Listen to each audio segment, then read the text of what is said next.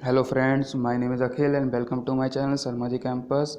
अगर आपने हमारा चैनल सब्सक्राइब नहीं किया है तो जल्दी सब्सक्राइब करें, बेल आइकन प्रेस करें।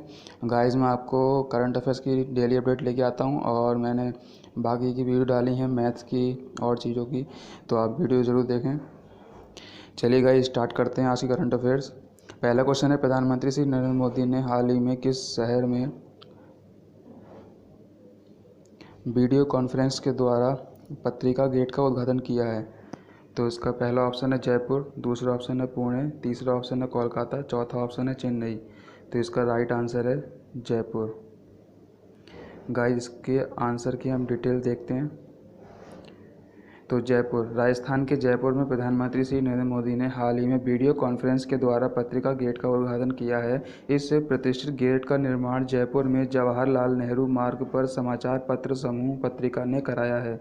साथ ही 2 पुस्तकों का विमोचन भी किया है। चलिए गाइस, नेक्स्ट क्वेश्चन की बात करते हैं। क्वेश्चन नंबर 2 है, विश्व के मशहूर रेडियो एस्ट्रोनॉमी वैज्ञानिक प्रोफेसर गोविंद स्वरूप का हाल ही में कितने वर्ष की उम्र में निधन हो गया? पहला ऑप्शन है 74 वर्ष, दूसरा ऑप्शन है 84 वर्ष, तीसरा ऑप्शन है 91 वर्ष, चौथा ऑप्शन है 95 वर्ष। तो इसका गाइज राइट आंसर है 91 वर्ष। 91 वर्ष। चलिए गाइज, इसकी डिटेल देखते हैं। 91 वर्ष विश्व के मशहूर रेडियो एस्ट्रोनॉमी वैज्ञानिक प्रोफेसर गोविंद स्वरूप का हाल ही में 91 वर्ष की उम्र में पुणे में निधन हो गया है। वे रेडियो खगोल शास्त्र के जाने माने वैज्ञानिक थे। उनके निधन पर पीएम ने कहा है कि प्रोफेसर गोविंद स्वरूप असाधारण वैज्ञानिक थे। उनका रेडियो खगोल शास्त्र के क्षेत्र में किए गए कार्य ने उन्हें दुनिया में पहचान दिलाई है।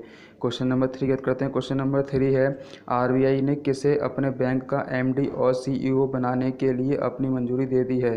पहला ऑप्शन है संदीप माथुर, दूसरा ऑप्शन है मुरली रामकृष्ण, तीसरा ऑप्शन है संजय सचदेवा, चौथा ऑप्शन है सुमित नागल। तो गाइस, इसका राइट आंसर है मुरली रामकृष्ण। गाइस, चलिए देखते हैं इसकी डिटेल आंसर की। तो मुरली रामकृष्ण भारतीय रिजर्व बैंक आरबीआई ने हाल ही में आईसीआईसीआई बैंक के पूर्व वरिष्ठ महाप्रबंधक मुरली रामकृष्ण को अपने बैंक का एमडी और सीईओ बनाने के लिए मंजूरी दे दी है। उन्हें अब 1 अक्टूबर 2020 से 3 वर्ष के लिए आरबीआई का एमडी और सीईओ नियुक्त किए जाने की मंजूरी दे दी गई है। चलिए क्वेश्चन नंबर 4 करते हैं। क्वेश्चन नंबर 4 है, एक्टर आयुष्मान खुराना को किस जीवन बीमा कंपनी ने अपना नया ब्रांड एम्बेसडर नियुक्त किया है? पहला ऑप्शन है एलआईसी, दूसरा ऑप्शन है एसबीआई, तीसरा ऑप्शन है बजाज अलायंस, चौथा ऑप्शन है इनमें से कोई। तो इसका राइट आंसर है गाइज बजाज अलायंस। देखते हैं गाइस इसके आंसर की detail. Bajaj Allianz, actor Ayushmann Khurrana को बजाज अलायंस जीवन बीमा कंपनी ने अपने उत्पादों के साथ साथ Bajaj alliance life insurance company limited की डिजिटल सेवाओं का प्रचार करने के लिए अपना नया ब्रांड एम्बेसडर नियुक्त किया है। क्वेश्चन नंबर 5 करते हैं। क्वेश्चन नंबर 5 है, फिच की इंडियन इकाई इंडिया रेटिंग ने भारत के जीडीपी की ग्रोथ घटने का अनुमान 5% से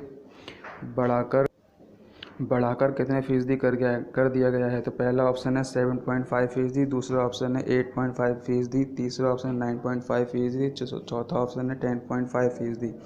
तो इसका राइट आंसर है 10.5%। चलिए गाइस, इस आंसर की डिटेल देखते हैं। तो 10.5% फिच की इंडियन इकाई इंडिया रेटिंग ने भारत के जीडीपी की ग्रोथ घटने का अनुमान 5% से बढ़ाकर 10.5% कर दिया है। फिंच ने इस वर्ष जून महीने में 5% ग्रोथ घटने का अनुमान जताया था, अब उसे बढ़ाकर 10.5% कर दिया है। फिच ने कहा है कि सीमित फिस्कल सपोर्ट मिलना और फाइनेंशियल सिस्टम कमज़ोर होने के कारण आर्थिक गतिविधियां सामान्य नहीं हुई हैं। चलिए क्वेश्चन नंबर 6 की बात करते हैं। क्वेश्चन नंबर 6 है, सीबीआई इनसेक्ट्स के द्वारा जारी विश्व के सबसे वैल्यूएबल स्टार्टअप की टॉप 10 लिस्ट में चाइना की किस कंपनी को पहला स्थान मिला है? पहला ऑप्शन है टेसेंस, दूसरा ऑप्शन है टिकटॉक, तीसरा ऑप्शन है बाइडांस, चौथा ऑप्शन है अलीबाबा। गाइस, तो इसका राइट आंसर है बाइडांस। चलिए गाइस, इसके आंसर की डिटेल देखते हैं। तो बाइडांस सीबी इनसाइट्स के द्वारा जारी विश्व के सबसे वैल्यूएबल स्टार्टअप की टॉप 10 लिस्ट में चाइना की बाइडांस कंपनी को पहला स्थान मिला है, जबकि टॉप 10 में शामिल 6 कंपनी अमेरिकी और 3 कंपनी चीनी की हैं और भारत की एकमात्र कंपनी 197 कम्युनिकेशन पेटीएम को 9वां स्थान मिला है। गाइस क्वेश्चन नंबर 7 करते हैं। क्वेश्चन नंबर 7 है, भारत के किस शहर के निसारी महस ने महिलाओं के लिए भारत का पहला one stop financial platform launch किया है? पहला ऑप्शन कोलकाता, दूसरा ऑप्शन चेन्नई, तीसरा ऑप्शन दिल्ली, चौथा ऑप्शन मुंबई। तो गाइस इसका राइट आंसर है चेन्नई। गाइस सब डिटेल देखते हैं। चेन्नई शहर की निसारी महस ने महिलाओं के लिए भारत का पहला one stop financial platform launch किया है, जो कि वित्त की सही योजना बनाने में मदद करता है। वे इस प्लेटफॉर्म के द्वारा औरतों को वित्तीय रूप से साक्षर बनाना चाहती है। निसारी महस अभी महिलाओं के लिए फाइनेंशियल अवेयरनेस वर्कशॉप सीरीज चला रही है। क्वेश्चन नंबर 8 करते हैं। क्वेश्चन नंबर 8 है, तेलुगु सिनेमा के पॉपुलर एक्टर जयप्रकाश रेड्डी का हाल ही में कितने वर्ष की उम्र में निधन हो गया? तो गाइस पहला ऑप्शन है 74 वर्ष, दूसरा ऑप्शन 84 वर्ष, तीसरा ऑप्शन 94 वर्ष, चौथा ऑप्शन 97 वर्ष। गाइस का राइट आंसर है 74 वर्ष।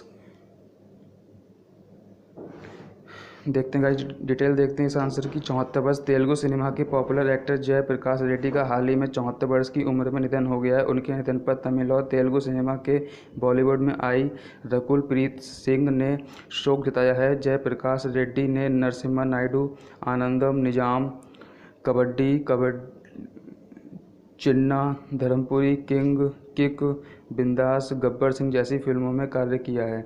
चलिए क्वेश्चन नंबर 9 करते हैं। क्वेश्चन नंबर 9 है, Serena Williams US Open Greece में की मारिया सक्कारी हराकर आर्थर एश स्टेडियम में कितने मैच जीतने वाली पहली खिलाड़ी बन गई है? तो पहला ऑप्शन है 50 मैच, दूसरा ऑप्शन 70 मैच, तीसरा ऑप्शन 100 मैच, चौथा ऑप्शन 150 मैच। तो इसका राइट आंसर है 100 मैच। चलिए गाइस डिटेल देखते हैं इस आंसर की।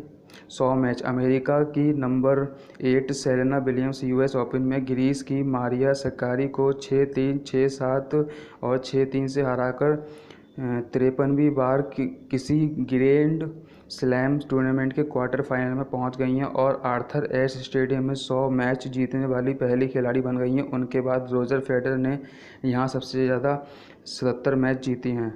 चलिए क्वेश्चन नंबर 10 करते हैं। क्वेश्चन नंबर 10 है, इंटरनेशनल ट्रिब्यूनल ने किस देश पर ऑस्ट्रेलियाई कंपनी का खनन पट्टा रद्द करने पर $5.8 अरब का जुर्माना लगाया है? तो पहला ऑप्शन जापान, दूसरा ऑप्शन पाकिस्तान, तीसरा ऑप्शन मालदीव, चौथा ऑप्शन अफगानिस्तान। तो इसका गाइस राइट आंसर है पाकिस्तान। गाइस से डिटेल देखते हैं इस आंसर की।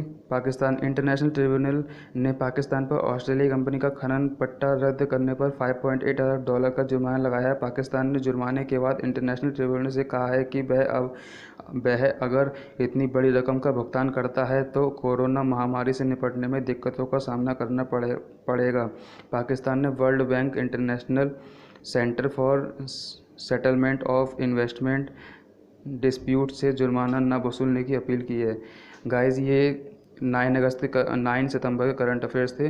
ओके गाइस, वीडियो पसंद आए तो लाइक करें, शेयर करें, सब्सक्राइब करें। Okay guys, thank you, keep watching video. ऐसे ही अपडेट पाने के लिए शर्मा जी कैंपस चैनल को